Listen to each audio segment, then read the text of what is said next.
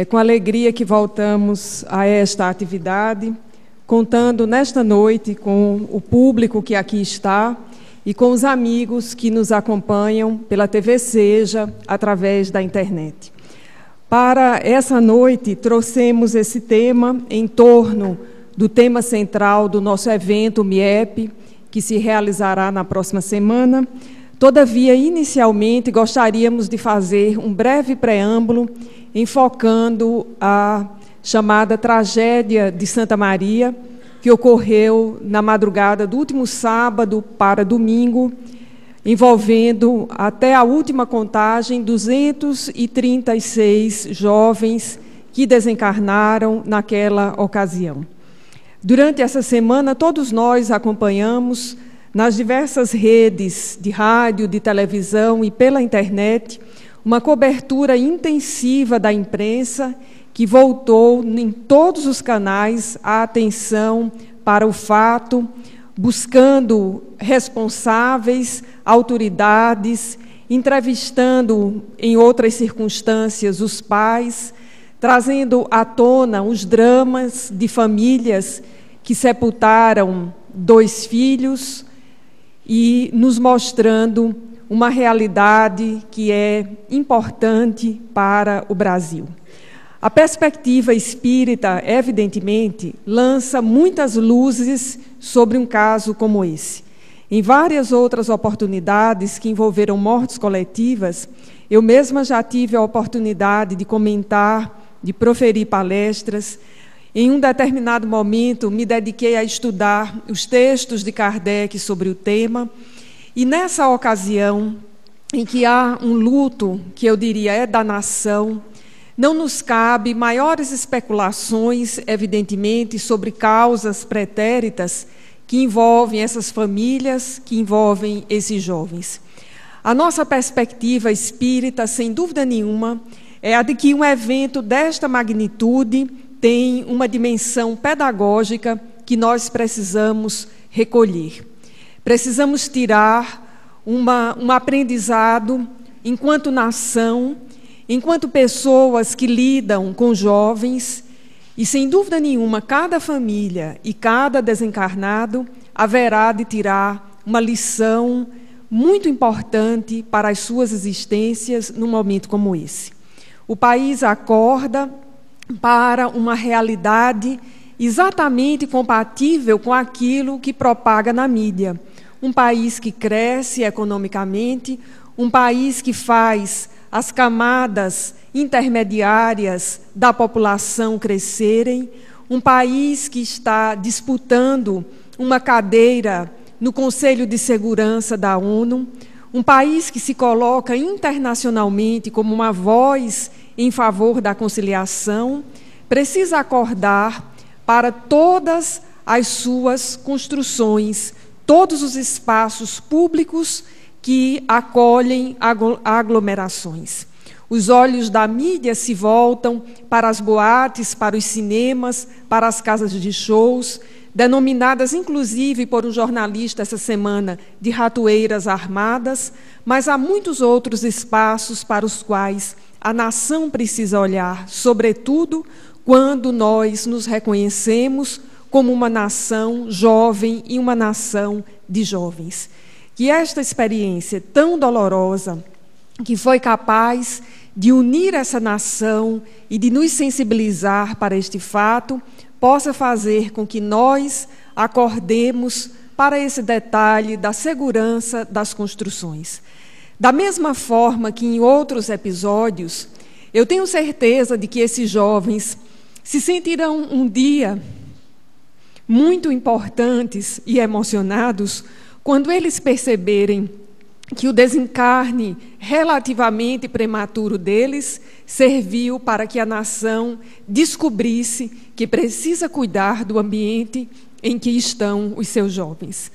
Da mesma forma que quando o edifício Palace 2 caiu no Rio de Janeiro há anos atrás, quando o avião da TAM mergulhou na pista do aeroporto de São Paulo, quando um jovem enlouquecido entrou numa escola no Rio de Janeiro e atirou contra professores e alunos, quando o edifício Joelma pegou fogo em São Paulo, quando um circo pegou fogo no Rio de Janeiro, quando o Morro do Bumba, que era um monturo de lixo, veio abaixo com a chuva, muitas vidas foram ceifadas, de jovens, de crianças, de pessoas mais adultas, de idosos, e a nação tirou importantes lições de cada um desses tristes episódios.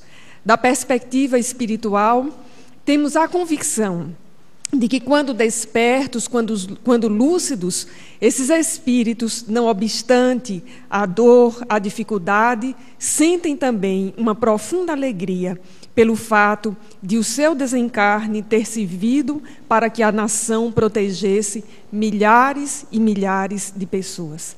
É essa a perspectiva que deve nos envolver nesse momento.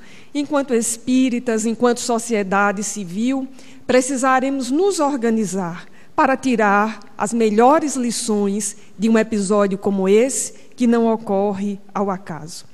E da mesma forma que desse episódio nós podemos tirar inúmeras lições, o mundo também tira inúmeras lições para a paz a partir dos episódios de beligerância, de agressividade e das guerras.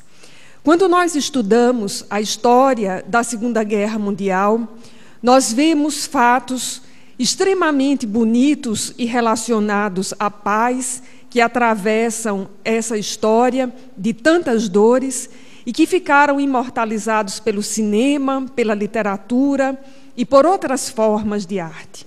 O Diário de Anne Frank é, até hoje, um livro que motiva os jovens à resistência pacífica. Quando nós acompanhamos o que significou a instalação do Tribunal de Nuremberg na sequência à Segunda Guerra Mundial, nós entendemos que um grande passo da humanidade foi dado naquele instante. A filósofa judia Hannah Arendt, que sofreu as agruras da Segunda Guerra Mundial e acompanhou os primeiros julgamentos de Nuremberg, disse que ali a humanidade avançava para que nunca mais o mal fosse banalizado. É bem verdade que a sua frase de efeito e profunda não se fez ainda sentir como uma regra na humanidade. Muitas foram as guerras na sequência, mas nós temos uma outra postura, sobretudo porque aquele episódio dantesco da nossa história permitiu que as lideranças internacionais conciliassem para construir dois organismos que têm como meta trabalhar uma cultura de paz na humanidade. A ONU e, especificamente, a Unesco, cuja missão é trabalhar as diferentes formas de se viver a paz no mundo. E nesses anos que nos separam da Segunda Guerra Mundial, nós avançamos para aprendermos o que é uma cultura de paz, uma cultura de tolerância, uma cultura de não violência. E revisando o tema esta semana, em função desta palestra e das atividades do MIEP, me dei conta de um fato sobre o qual talvez eu devesse ter refletido quando ainda estava na escola. Quando o mundo entra na Segunda Guerra Mundial, a Terra já tinha recebido como seu habitante emérito ilustre para uma tarefa já conhecida, o Mahatma Gandhi. Gandhi desencarnou em 30 de janeiro de 1948. Portanto, ele viveu antes da Segunda Guerra. A maior parte da sua tarefa, como a marcha contra o sal, a liderança de uma resistência pacífica em relação ao governo da Inglaterra, já havia sido feita. Ele já havia conciliado várias tribos e várias castas do seu país. Portanto, a misericórdia divina já havia enviado à Terra o grande modelo de pacifista para que, concomitantemente, a história da Segunda Guerra Mundial, os líderes e os habitantes tivessem uma referência clara de não violência, de conciliação. Não obstante a existência de Gandhi, que já estava com uma idade relativamente avançada, o mundo entrou na Segunda Guerra Mundial. mas daí nós tiramos importantes lições. Gostaríamos de destacar duas delas hoje, como preâmbulo a esse tema. O artigo 1º da Declaração das Nações Unidas para uma Cultura de Paz. É um artigo relativamente longo. E relendo essa declaração da ONU nessas últimas semanas, cada vez que ponho os olhos nesse texto, mais eu encontro semelhanças com a mensagem de Jesus. O texto inicia dizendo que uma cultura de paz é um conjunto de valores, de atitudes, de tradições, de comportamentos e de estilos de vida. Vejamos que introito abrangente, um conjunto de valores, de atitudes, de tradições, de comportamentos e de estilos de vida, baseados, e aí começa uma lista de 9 itens, dos quais eu vou destacar apenas alguns. O primeiro item, por exemplo, é baseado no respeito à vida, no fim da violência, na promoção e prática da não violência por meio da educação, do diálogo e da cooperação. Nós podemos relacionar esse item com várias partes da mensagem de Jesus e, em especial, para esta noite, eu destacaria o episódio em que Jesus acode em praça pública a mulher acusada de adultério. É a prática da não violência pelo diálogo, por meio da educação, que naquele instante se deu de forma coletiva para jovens e velhos, e por meio da revisão de uma tradição que determinava que as mulheres surpreendidas em adultério não interessava o contexto, o adúltero, as condições sociais, deveria ser sumariamente apedrejada. Jesus revisa em um único episódio uma tradição de milênios e deixa para a humanidade, nos milênios seguintes, a certeza de que nós não podemos julgar sem que aquele que está sendo julgado tenha direito à sua defesa, a apresentar as suas condições, o contexto em que está inserido. A ONU, então, vai resgatando essa perspectiva de que a paz se estabelece no diálogo. E mais adiante diz que é preciso ter um compromisso com a solução pacífica dos conflitos. E quando eu leio isso, sempre me lembro daquele episódio final em que Jesus, diante de Pilatos, sendo interrogado, e Pilatos, certamente aflito, certamente não estava em paz consigo mesmo, porque diante de si estava uma decisão muito difícil, em que ele precisava agradar a duas sortes ou a dois tipos de reinos e de comandos. O seu próprio reino, o comando que ele representava, e naquele instante também o reino político, teocrático dos judeus. E Pilatos, não sabendo como se conduzir, nesta hora dificílima para ele e para quem quer que estivesse em seu lugar, à frente de Jesus, dá ensejo para que um de seus auxiliares esbofeteie Jesus na face, que como prisioneiro já estava devidamente manietado, já havia sido espancado e era impossível uma reação física da parte daquele prisioneiro. Mas sendo aquele prisioneiro o príncipe da paz, o rei solar, a pergunta é de total pacificação para aquele que o agrediu e para o seu chefe. Jesus perguntou ao soldado: se digo a verdade, por que me bates?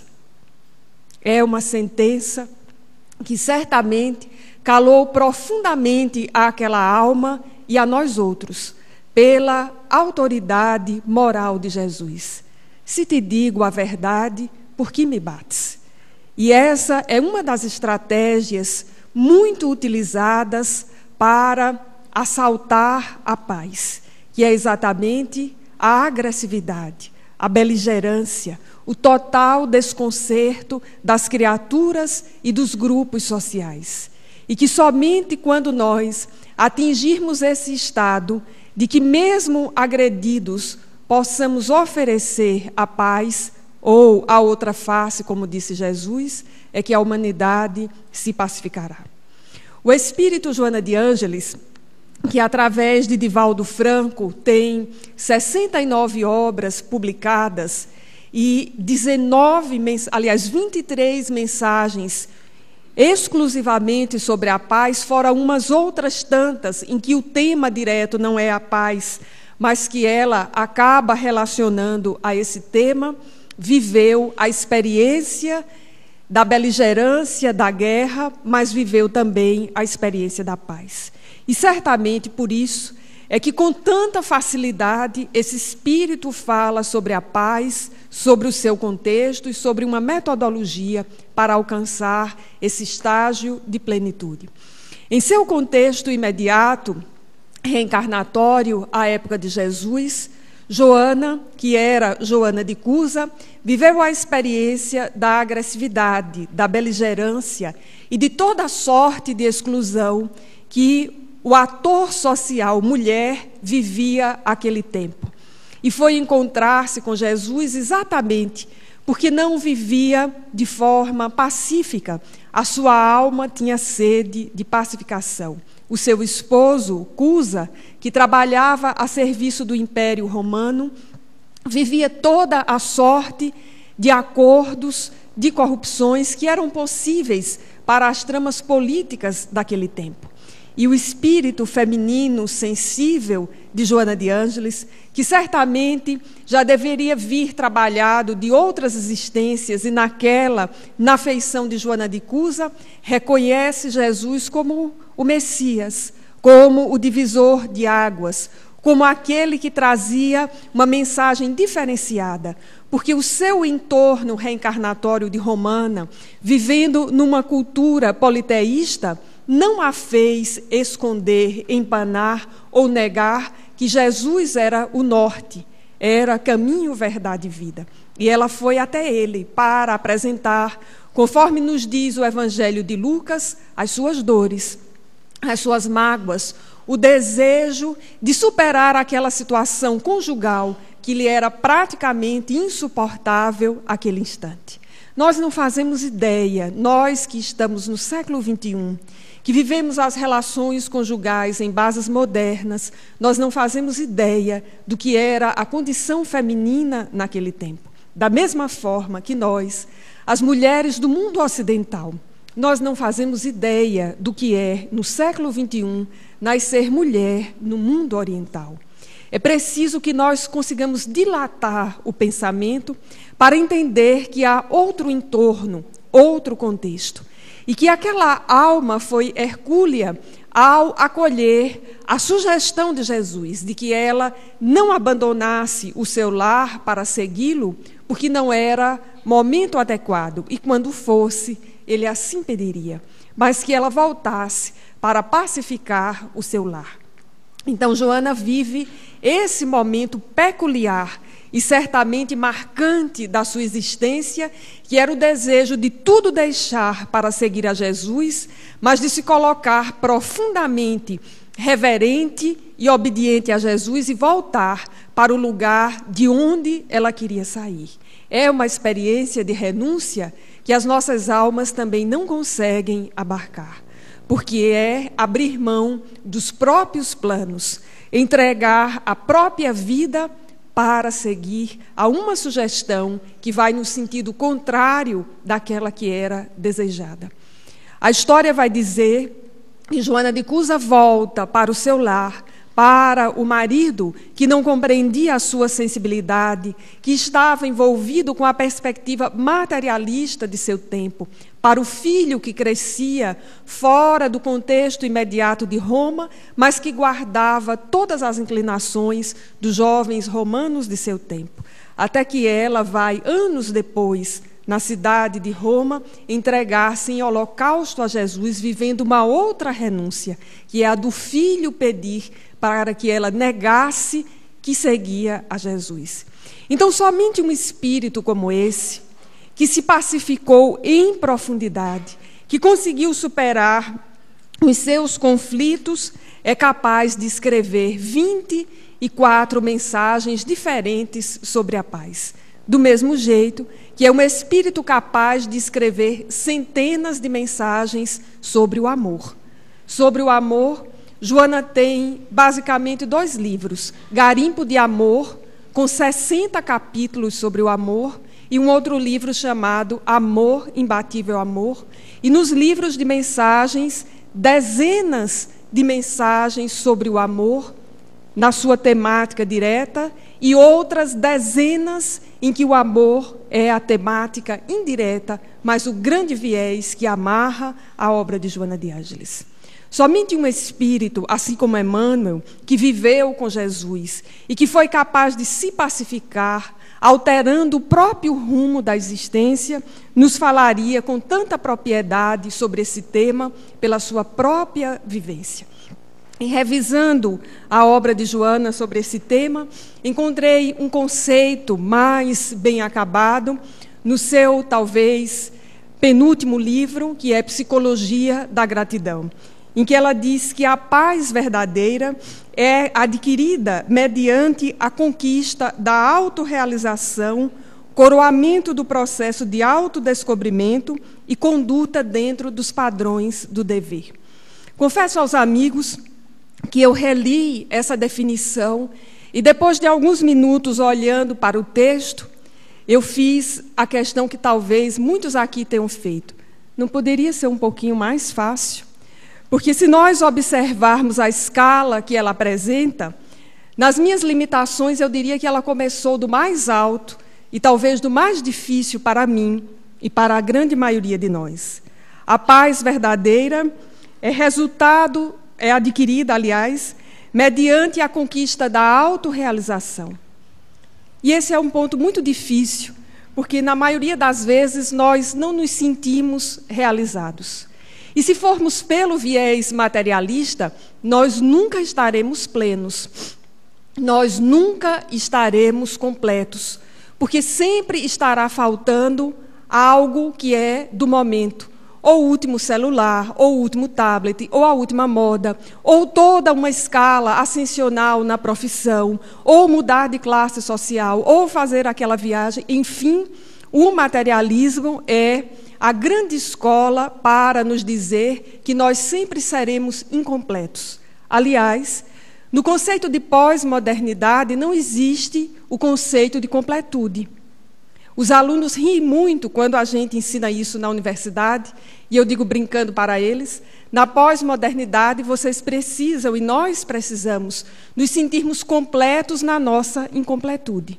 Exatamente porque o mundo material vai pregar isto, vai provar de diversas formas pelas suas metodologias que nós nunca nos realizamos, e vai apresentar as fórmulas mágicas, todos os recursos, por exemplo, para que nós mantenhamos a juventude eterna, quando a vida é cíclica. Nós haveremos de passar pela juventude, adentrar na idade adulta, caminhar para a senectude. Isso sim é a vida, na sua expressão, na sua completude. Por isso, se nós nos olharmos pelo mundo materialista, nós nunca nos sentiremos realizados.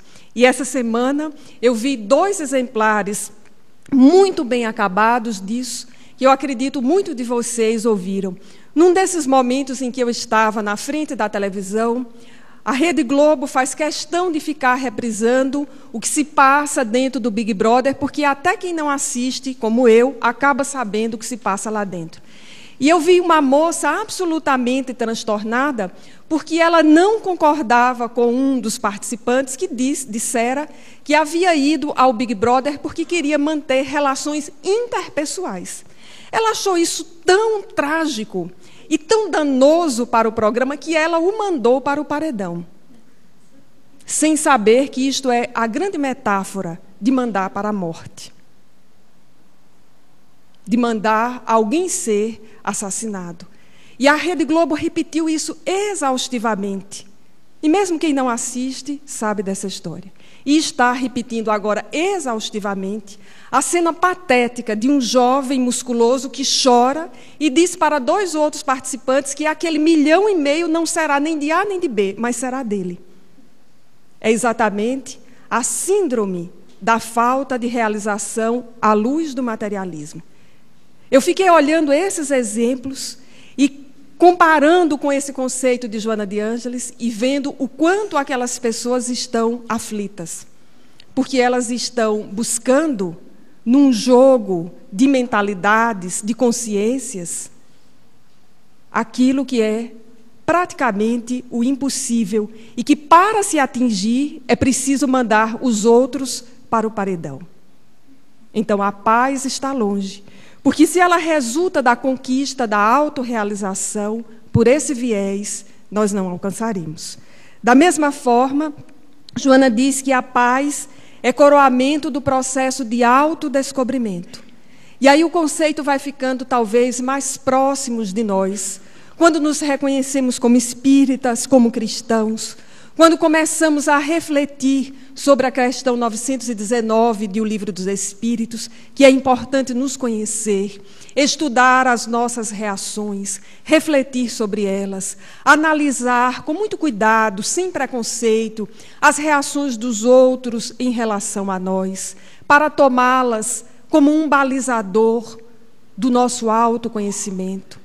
Quando nós passamos a ler a obra de Joana de Ângeles e entendemos a importância da meditação, da reflexão, quando nós aprofundamos aquela orientação de Santo Agostinho para que diariamente revisemos o nosso dia, nós caminhamos no sentido do autodescobrimento, que certamente levará à autorrealização.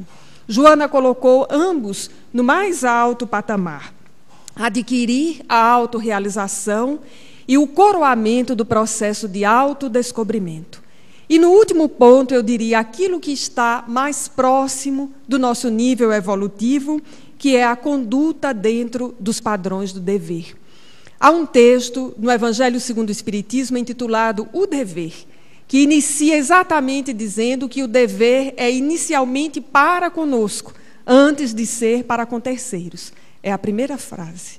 Nós estamos num processo de educação para cumprir deveres, exatamente porque nós estamos saindo de uma faixa de egoísmo, de várias nuances de vaidade, em que nós nos colocávamos acima do dever. Quando nós estamos, enquanto sociedade, por exemplo, construindo leis, ainda que os mais pessimistas digam que as leis neste país não são respeitadas, mas enquanto sociedade nós avançamos, porque nós conseguimos elaborá-las, conseguimos colocar algumas delas em funcionamento, nós estamos nessa faixa, conduta dentro do dever. E nós aprendemos, às vezes, com duras tragédias, ou com leis muito severas. Por exemplo, a lei seca agora vai ter possibilidade, inclusive, de enquadrar como alcoólatra quem comeu um bombom recheado de licor. Para todos nós, não será uma boa sobremesa antes de dirigir. Quem toma remédio homeopático à base de álcool, não dirija na sequência. E quem usa antisséptico bucal à base de álcool, não passe antes de sair de casa, porque a gente nunca sabe o guarda que vai estar adiante. E nós estamos entrando nesse limite, conduta diante do dever. Nós entendemos, por exemplo, que enquanto sociedade, não obstante não haja redistribuição equilibrada, nós entendemos que pagar impostos é algo que deve ser revertido pelo bem da coletividade. Nós entendemos que, enquanto pais, enquanto mães, nós temos responsabilidades para com os filhos que estão sob a nossa guarda. Enquanto profissionais, nós temos deveres a cumprir. Então, observando a definição de Joana de Ângeles, nós diríamos que, para nós, talvez a ordem tivesse que ser de trás para frente. Para adquirir a paz, nós começamos cumprindo os deveres. Aliás, há um ditado popular que diz: dever cumprido, consciência tranquila. Na sequência, nós caminhamos para descobrir quem nós somos. O que estamos fazendo aqui? Quais são as minhas inclinações? Onde preciso reformulá-las? E seguir para um caminho de autorrealização, entendendo como diz o Espírito Emmanuel, que nós não temos tudo aquilo que desejamos, mas nós temos aquilo que é importante para o nosso desenvolvimento. Daí vem a perspectiva da aceitação, que é muito trabalhada pelos budistas. Nós não temos a família que nós idealizamos, mas nós temos uma família real, com pessoas com seu entorno emocional, alguns muito bem-humorados, outros nem tanto. Nós não temos, de fato, a remuneração profissional que nós desejaríamos, na maioria dos casos. Ou não temos o chefe que nós desejaríamos. Mas nós temos o entorno social que aguarda a nossa cooperação. O processo, então, de resignação dinâmica, que não significa amolentamento, mas que significa a aceitação dos desafios existenciais, sem dúvida nenhuma é sinônimo de autorrealização, entendendo que nós não seremos esses espíritos perfeitos nessa existência, que nós temos uma série de pendências e que vamos superando uma a uma desde que nós nos coloquemos nessa disposição de superá-los. É a série psicológica da obra Joana de Ângeles que nos ensina isso. E caminhando nesse tema, nós vamos encontrar Joana descrevendo a paz em duas circunstâncias, ou melhor dizendo, os contextos que assaltam a paz em duas circunstâncias. Aqueles contextos que nós poderíamos chamar de o contexto interno, que nascem exatamente da nossa falta de educação para a paz. Porque se observarmos o exterior, tudo conspira para a violência, a agressividade e a beligerância. As pessoas que são pacíficas, de modo geral, são conhecidas como pessoas bestas, como pessoas bobas, simplesmente porque são pacíficas. E quando nós olhamos esse preconceito social, nós temos vontade de dizer, eu queria ser tão besta quanto Gandhi, ou tão besta quanto Nelson Mandela, que é um pacificador nato. Queríamos nós sermos tão besta, por exemplo, no bom sentido, quanto Madre Teresa de Calcutá. E esse mundo seria outro. Então, num mundo materialista, haverá muito preconceito contra a paz. E se nós não nos precavermos contra esses preconceitos, nós vamos deixar que essas ondas mentais de assalto à paz nos assaltem inicialmente. Por isso, as múltiplas revoltas íntimas, os múltiplos conflitos pessoais de Joana de Ângeles são condições que conspiram contra a paz. E aí nós nos lembramos da advertência de Chico Xavier sobre o tema do duelo, apresentado por Allan Kardec em O Livro dos Espíritos. Certa vez, um grupo de espíritas muito entusiasmado, muito afoito, queriam conversar com Chico sobre a possibilidade de uma atualização de O Livro dos Espíritos, porque havia uns temas que eram próprios, diziam a eles, do século XIX e que estavam ultrapassados no século XX. Chico, então, foi ouvi-los e perguntou, então, qual seria um tema que está ultrapassado, confessando, inicialmente, a sua ignorância para aquela ideia tão revolucionária. E os amigos disseram a ele, o tema do duelo, por exemplo. Aquilo que Kardec descreve é século XIX. E Chico, na sua pacificação total, disse, de fato, os duelos exteriores talvez estejam superados, mas não os duelos mentais. E, de fato, os duelos mentais conspiram contra a nossa paz. Porque nós achamos que o outro achou de nós. Nós imaginamos que o outro acha que nós somos. Nós imaginamos que o outro disse. Ou nós achamos que o outro fez e por aí vai. E quando nós encontramos com o outro, nós reagimos não à presença do outro, mas o que nós achamos que ele está reagindo da nossa presença. Duelo mental. E isso individualmente colocado pode até ser um caso à parte. Mas imaginemos uma nação pensando assim em relação a outra nação. E nós teremos o nascedouro das guerras. Imaginemos todo um contexto de nações, imaginando que as outras estão com as armas apontadas para si, e nós teremos o nascedouro do terrorismo internacional. e não tem outro jeito, diz Joana de Ângeles. Se nós não trabalharmos a ansiedade, os conflitos íntimos que nascem em nós, não haverá paz social. E na sua obra nós vamos encontrar essa tônica. A paz social resulta da paz íntima. A paz que se estabelece nos gabinetes deve ser decorrência do desejo sincero e profundo das pessoas de um grupo social, de uma nação, que devem sustentar a paz para que ela permaneça. E num mundo que convulsiona, diz Joana de Ângeles, nós vamos nos deparar com a perversidade, com a hediondez, com os altos índices de violência, com os desrespeitos à humanidade, à condição digna humana, com o desrespeito às leis. E isso sempre será resultado não de atitudes individuais isoladas, mas de atitudes individuais que se replicam na sociedade.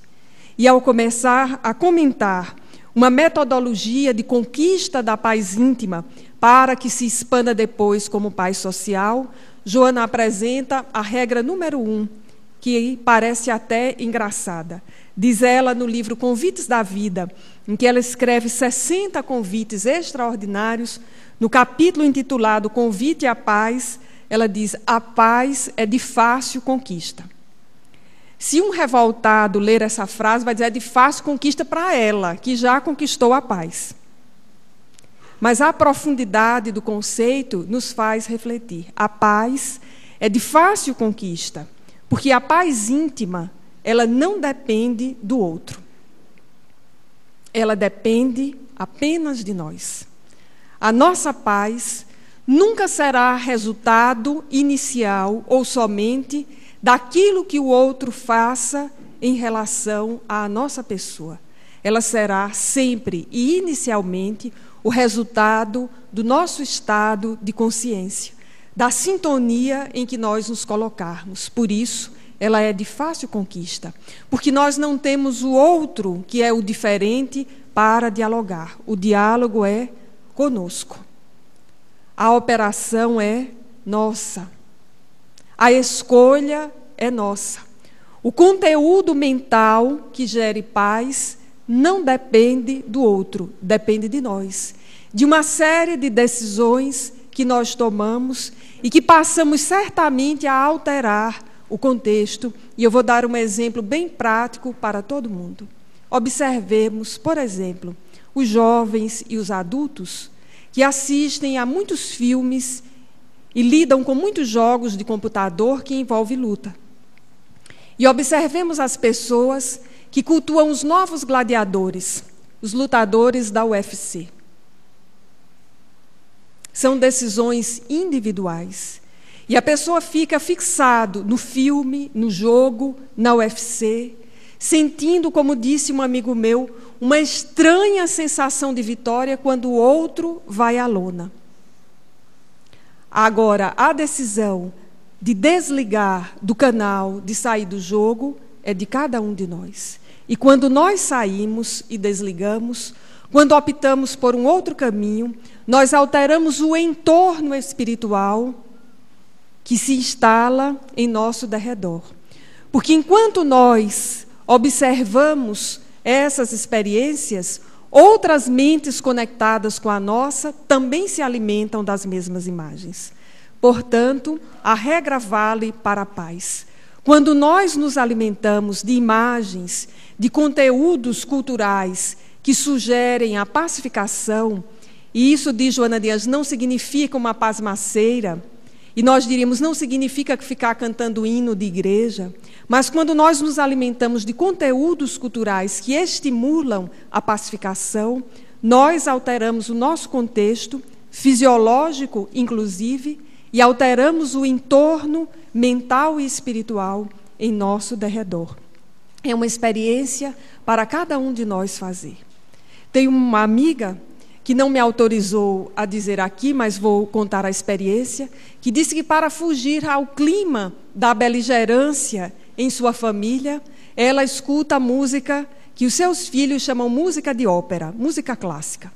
e põe música clássica em casa num tom que lhe seja audível, para fixar a mente nas notas e na melodia da música clássica.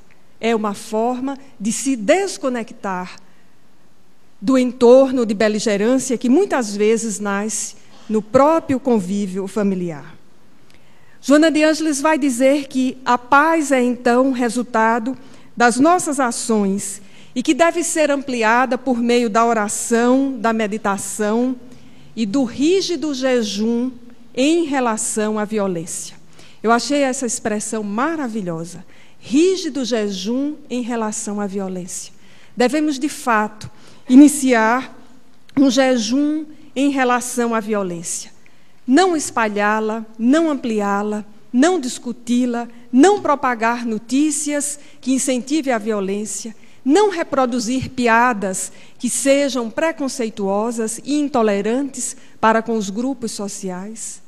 E nós estaremos entrando num jejum em relação à violência. E quem dera nós conseguíssemos alcançar o estágio de jejum, e aí de fato físico e mental, que alcançou Gandhi em muitas oportunidades. Mas só o conseguiu por um árduo treinamento que certamente já o vinha fazendo desde outras existências. E nessa metodologia que Joana de Ângeles vai nos dizendo, ela apresenta que a paz deve ser conquistada a cada passo e deve se transformar na razão de viver, de forma a expandir-se de nós e ganhar as ruas. Vejamos que coisa interessante, porque ela sai desse contexto inicial da paz íntima para entrar naquilo que diríamos uma demanda social, que são as ações públicas em relação ao pacifismo, muitas vezes organizadas por instituições não governamentais.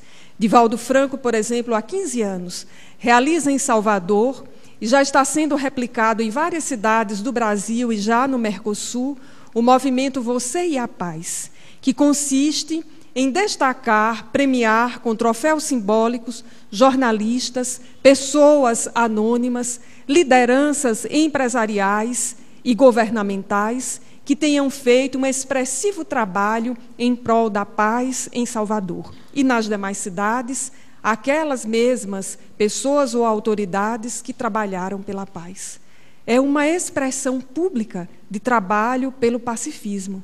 Porque num mundo que ainda consome notícia ruim, há muito pouco espaço para as boas notícias.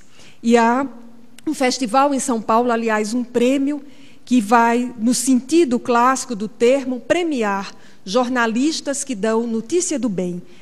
É o conhecido Prêmio Jornalismo do Bem. Anualmente, seleciona em rádio, televisão e jornal, e agora pela web, matérias que causem impacto em torno do bem praticado em prol da sociedade. São experiências notáveis que nós precisamos conhecer e divulgar e nos filiar a ela exatamente para enfrentar esse jejum em relação à violência. Mas o mais notável da obra de Joana de Ângeles em relação à paz é o seu trinômio: amor, saúde e paz. E essa é a ideia original deste espírito. Joana vai apresentar o detalhe de que se nós não amarmos em profundidade a nós mesmos e a outros desinteressadamente, nós não alcançaremos a saúde.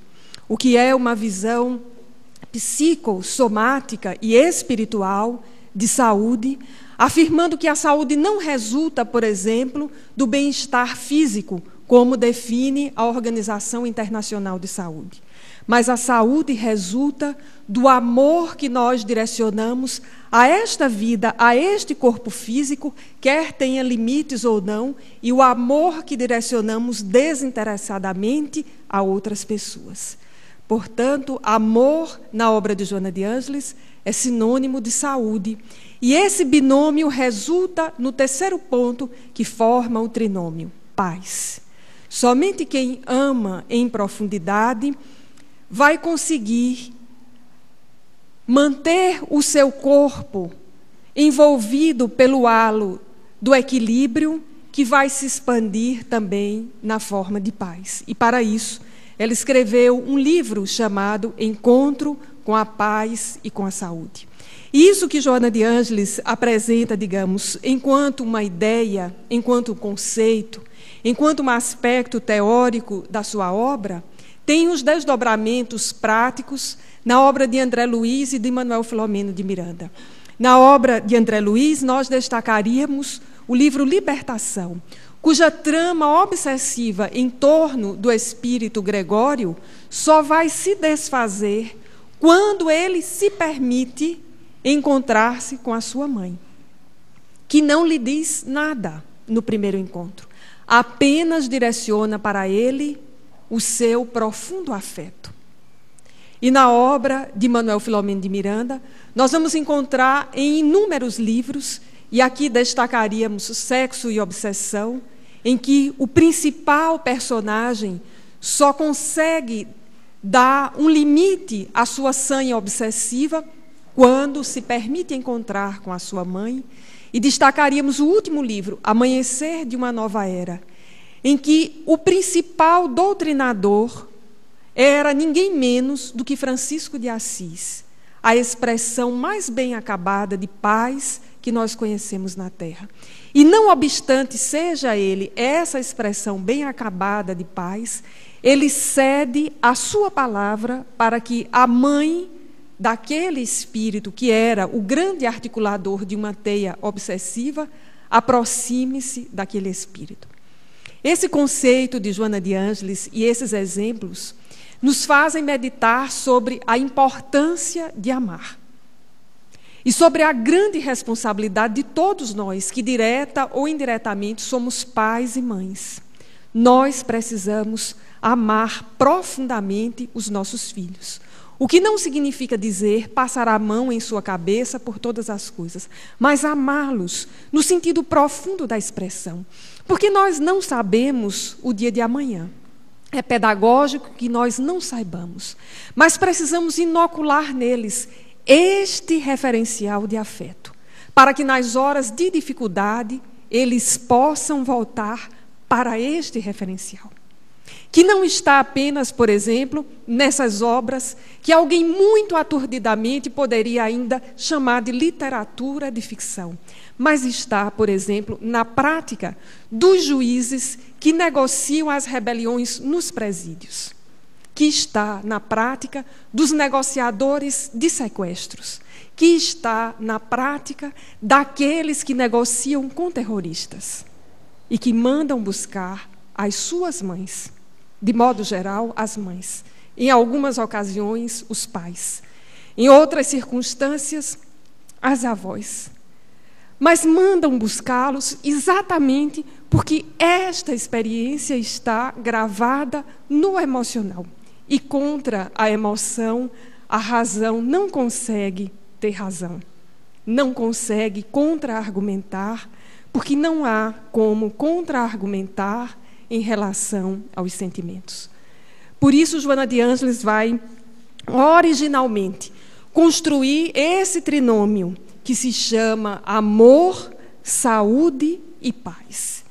E que se nós desejarmos uma vida que nos seja favorável e que nos leve ao encontro da autorrealização, nós precisamos começar a amar a nossa própria existência, sozinhos ou acompanhados, com filhos ou sem eles, com projeção social ou sem ela, mas é a experiência de estar na Terra, de superar as limitações. Nós precisamos amar esta experiência em profundidade, com reverência. E, na sequência, expandir esse sentimento para os que estão ao nosso entorno. Porque ninguém chegará ao nível Gandhi, nem Nelson Mandela, nem Madre Teresa, amando a humanidade, sem amar o seu próximo e a si mesmo. Porque já dizia Vicente de Paulo, um grande pacifista, que os pobres são muito exigentes. Os pobres de espírito, os pobres de toda a natureza, porque não estão pacificados, porque ainda mentalizam na beligerância. Então, para conviver com eles, somente as almas que experimentaram muito amor. Para olhar para um sequestrador, para alguém que comete um crime hediondo, e ver nele, como diz Joana de Ângeles e Emmanuel, um irmão, somente muito amor. E ninguém chega nesse nível sem administrar os amores mais próximos, aqueles que passam pelo sensorial, pelo toque, pela presença, sem administrar o desafio da afetividade no próprio lar, aquietando-se e sabendo que muitas vezes nós direcionamos um profundo afeto aos mais próximos e eles ainda não conseguem entender. O nosso desafio é, nessa existência, aprender a amar sem esperar retribuição, porque nós esperamos a retribuição. Ainda esperamos. Esse é o nosso desafio. E precisamos entrar numa outra cultura, assim como precisamos entrar numa cultura de paz, que é uma cultura em que não há a perspectiva do revide, é uma cultura em que há a perspectiva do estabelecimento do diálogo, da tolerância com o diferente, do respeito às mentalidades diferentes. É um desafio de autoeducação para nós nessa existência. E, nesse sentido, o tema do MIEP é bastante oportuno, porque numa lucidez incrível, o tema vai nos dizer: por um mundo melhor, ofereça paz. Não é por um mundo melhor, busque paz. Porque se fosse assim, o tema diria para nós que a paz está lá, está do outro lado, está ali, e que nós deveríamos ir em busca dela. Mas o tema nos diz: por um mundo melhor, ofereça paz. Ou seja, a paz está dentro de nós e nós precisamos oferecê-la ao outro. E nessa grande corrente, ela será oferecida à sociedade. E estamos num momento precioso. E eu adoro observar essas sincronicidades, para usar aqui o termo de Jung. A ONU está com uma campanha internacional intitulada O que se oferece por um mundo melhor? E pergunta no mundo inteiro o que precisa ser oferecido para um mundo melhor. Nós estamos, então, desafiados a nos colocarmos nessa sintonia, oferecendo paz a nós, ao outro, ao mundo, saudando a vida que nos envolve, para vivermos a experiência da sintonia, da plenitude intensa com os espíritos pacificadores, nos lembrando que os mansos herdarão a terra. É nesse sentido que nos movemos e deixamos a todos a sugestão de, em casa, lermos do livro Vida Feliz, uma de suas 4 mensagens sobre a paz, a de número 8, a de número 31, 55 e 94. Muita paz a todos.